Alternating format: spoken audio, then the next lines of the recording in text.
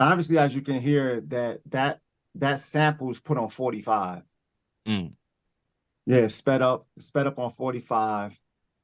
Um, Once again, like the live bass line, it's a live bass line being played in there, but it's basically the live bass line that you kind of sort of hear within the sample, just brought out, which is, one of my staples of what I would do. I would pick through and like kind of like dissect through different elements or different instruments that's in the sample, basically replay different things and try to bring it out to add an extra or an additional element to it. So yeah, man, like that was 1993. That's off of the second album, 1993. The first single. And I remember that was done on the tour bus. Oh That wow. song was done. Yeah, yeah. We did that on the tour bus. I made the beat on the road. Tretch wrote it on tour while we were on tour and on the tour bus. I remember him telling me and coming saying to us, sitting on the top of on the front of the bus, and saying that yo, and with Harlem Honey being from Harlem, she would know that, in the clubs, they would say that was one of the things they would do in the clubs in New York at the time. They would throw a record on and they would just be partying and be like, hey, ho, hey. So they would do that. And that was just like a party thing. So Tretch was like, yo, I like they be doing the hey ho. Like I'm gonna make that into a chorus on this song. And I'm gonna call it, but I'm gonna shout out and I'm gonna celebrate hip hop. And that's why if you Mm. listen to it, he say, peace to nice and smooth, LONS, like he says all of those different names on it, nice and smooth, and all that stuff. He's in Cypress Hill. I live and die for hip hop. This is hip hop of the day. Give props to hip hop, so Hip Hop Hooray. So Mm-hmm. overall, it's a party record, but the overall theme of the song is to celebrate hip hop and give props to hip hop, and that's why it's Mm. called Hip Hop Hooray. And like I said, he did it on the road, and we were on the road because OPP, when it came out, it just took us and grabbed us and sucked us up, and we just ran, like literally just ran and was on the road. Tommy Boy were calling us and saying, "Hey, we need a new album. We need a new album. We need a new record. We need a new album. We need a new album now." And we were just like, "It's not ready. It's not ready. We're not even home. Like we've been on the road." So they're like, "Man, we need a new album." So we um we ended up within being part of us being on the road, we did this summer jam for the station Camiel up in the Bay Area. And Tommy Boy had never heard Hip Hop Hooray. And we just said, hey, you know what? We're gonna try Hip Hop Hooray. Let's just see. Oh, sorry. We I thought I thought you were still speaking. My bad there. Yeah, no, it was a comment. I was reading it. Oh, okay, Oh, okay. yeah. So we just said, let's try this because that's what we would do, and that's why even with a lot of our records that we have party hooks and all that stuff, we started off in doing those talent shows. So when we were doing the talent shows, we didn't have no record. We didn't have no record out. So what we would do is make routines to win the crowd over. So we would have all the crowd participation. That's why you hear all of the hip hop array and um OPP. Yeah, you know me, the call and response and that style of making records. That all came from our training from when we were doing talent shows. So we said, let's try this new song, Hip Hop Array, at the Summer Jam.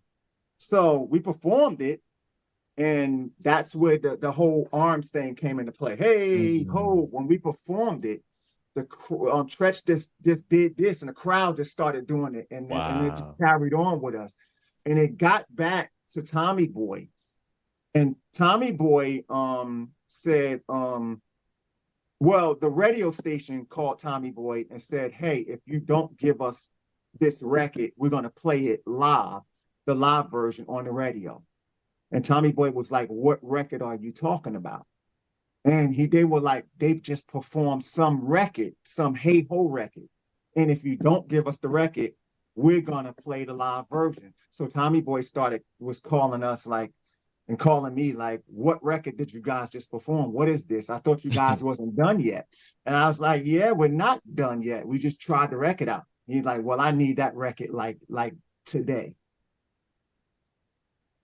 And to be honest with you, that's why the mix sounds terrible. I can't tell, man. I hate that mix on that record. That mix on Hip Hop Hooray is horrible. What particularly are you referring to on that? Just overall, the sonics, everything across the board, it's just terrible. It's just not good to me. But I just feel like I was rushed on that one.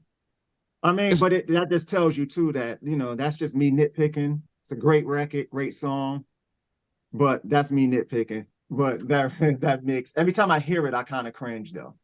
Okay, so just for people that are listening who don't have the ears that you have, right? I would give an example of what you hear in that irritates you. Just one example, because it sounds terrific to me. Clarity. When you hear the clarity of records, you know, you guys know, like when you hear a record and you can hear every single instrument, you can hear everything. You know, me personally, I would love to hear a little more of the guitars coming through from Isley Brothers' original record, just a bunch of different little things that I would, you know, personally like to hear in the mix better.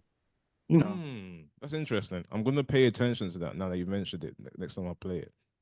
But let's move on to the music video, because the music video, it looks like a lot of fun. Like it's one of those like old school music videos where you have everybody from the neighborhood in the video. Everyone's having a good time. And it literally was everybody from the neighborhood. And Spike Lee directed it as well, didn't he? Yep. So talk to us about that experience. I mean, it was crazy. It was great as well. We reached out to him, asked him did he want to do a video for us, and he said great. I mean, we said all right. We sent him the song. He's like, I love it, you know, and there we have it. He said, you guys have any ideas of what you want to do? And if you look at it, it didn't necessarily come across like that, but our idea, or Tretch's idea of it, it was supposed to have been like, that's why if you look at in an open field, he wanted it to look like what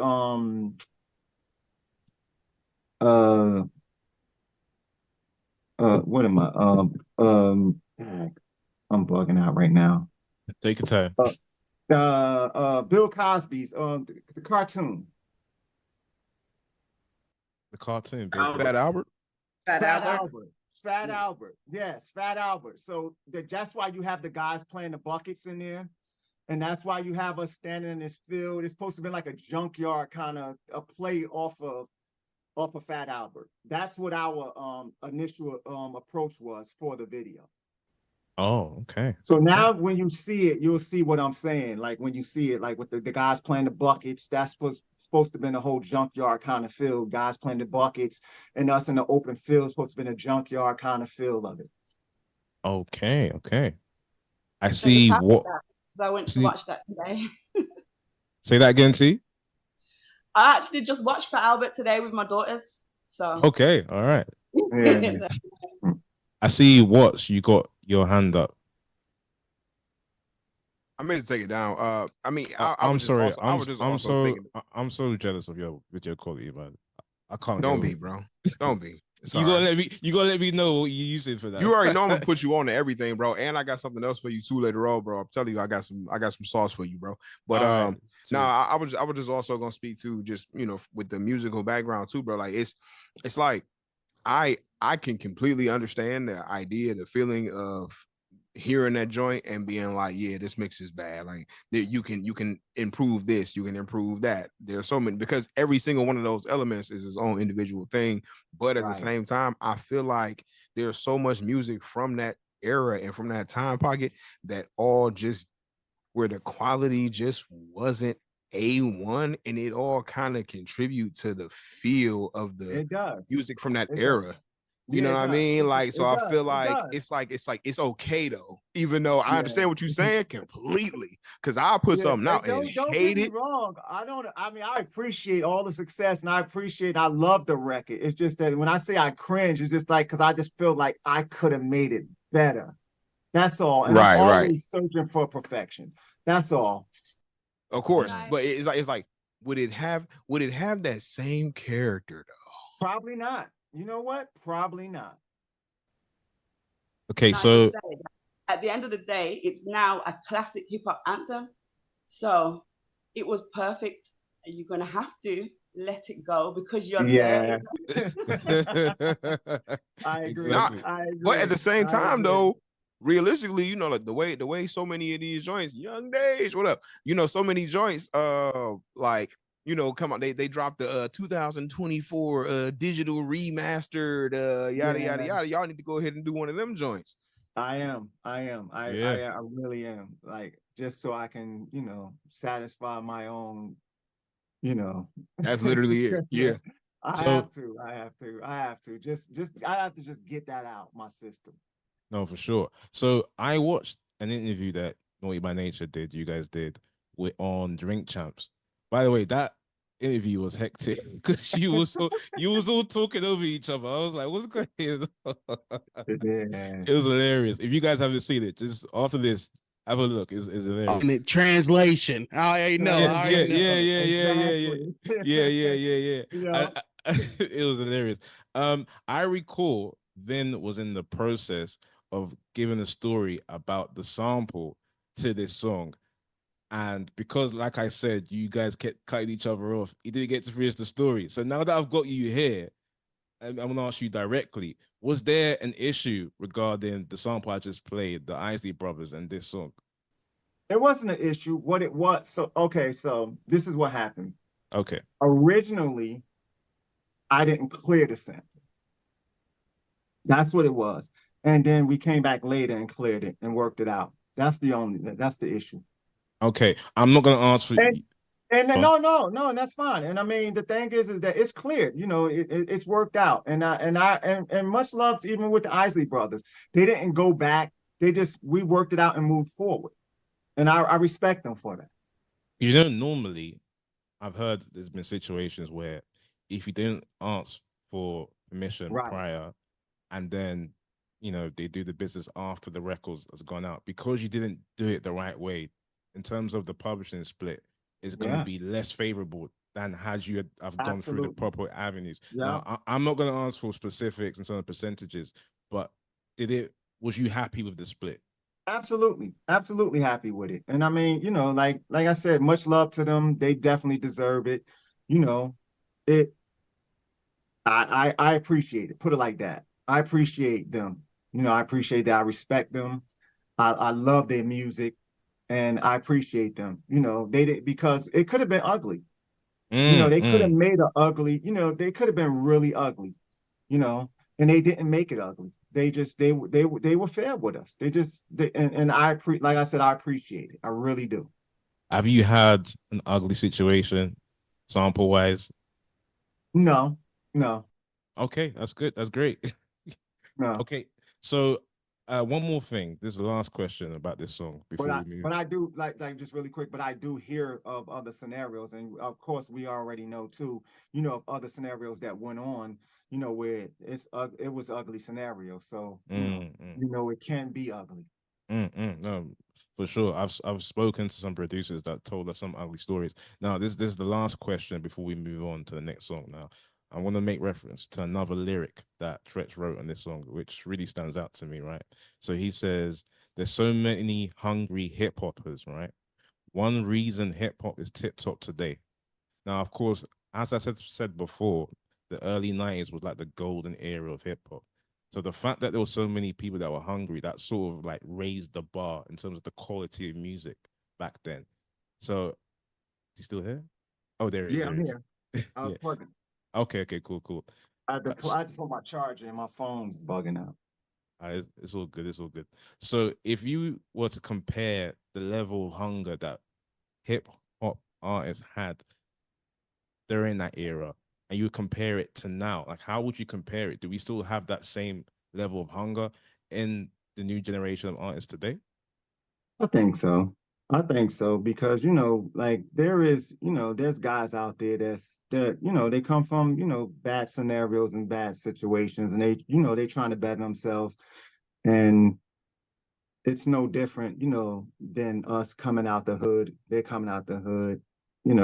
They're coming from situations, like I said, that could be really tough for them and their family. So I don't think that that anybody that came out in the 90s or came out with us or even before us was more hungry than the guys coming out today. It's just different music, different styles of music, different approach. And the music business has totally changed. But like I said, I don't think the hunger is different. At least me, I don't think so. I agree with you. I would just say that the market's become oversaturated because obviously back then to have your music listened to by millions of people across the world, you need a deal. So the barrier of entry was higher. But now anyone could put something on Spotify, on Instagram, on TikTok, it could trend. So that can make it more difficult to find the high quality hip hop. That's one thing. Well, if you think about it, it's technology. There's so many different, things that play a part in today's music business. But it just seems like back then you would hear guys like Rakim and Big Daddy Kane or KRS-One or even a Tretch, and you'll be like, whoa, he's so dope. I can't do that. Nowadays, you hear guys, you be like, oh, okay, he's rhyming like that. I can do that. Now we're gonna move on to the next song, guys. Now this song I'm about to play, it doesn't include a sample. I'm just gonna play it. I won't talk too much. Here we go.